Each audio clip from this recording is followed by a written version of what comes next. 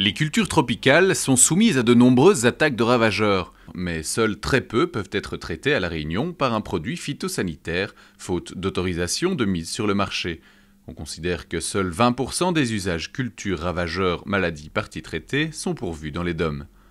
Pour répondre à cette problématique des usages vides, l'Armée Flore accompagne les dossiers de demande d'homologation de produits, à travers la mise en place d'expérimentations.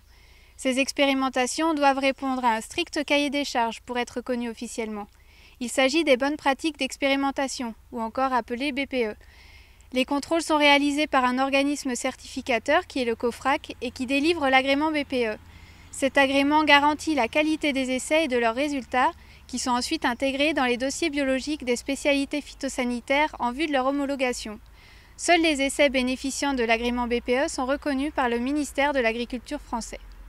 Les protocoles utilisés s'appuient sur des méthodes de référence telles que les lignes directrices de l'Organisation européenne et méditerranéenne de protection des plantes, encore appelée OEPP, ou alors des méthodes validées par la Commission des essais biologiques, la CEB. Ces méthodes sont adaptées localement et il convient ensuite de trouver le site d'essai adéquat, la plupart du temps chez un producteur volontaire et de confiance. Le matériel de pesée doit être vérifié à chaque fois qu'il est utilisé afin d'indiquer la quantité exacte de produits intégrant la bouillie. La quantité d'eau qui servira à la bouillie est également mesurée précisément. La rigueur se retrouve dans chaque étape de la réalisation des traitements. La cuve du pulvérisateur contient un volume précis de bouillie, l'application est chronométrée, puis le fond de cuve est mesuré. Ceci permet de mesurer la quantité réelle appliquée pour qu'elle réponde bien aux exigences du protocole. Les notations sont réalisées régulièrement afin d'avoir des résultats exploitables. Un rapport d'essai est rédigé puis envoyé à la firme. Les essais doivent être réalisés plusieurs fois pour que la firme puisse déposer un dossier d'homologation. Enfin, les procédures d'évaluation administrative prennent le relais. Une validation technique des essais n'est pas suffisante.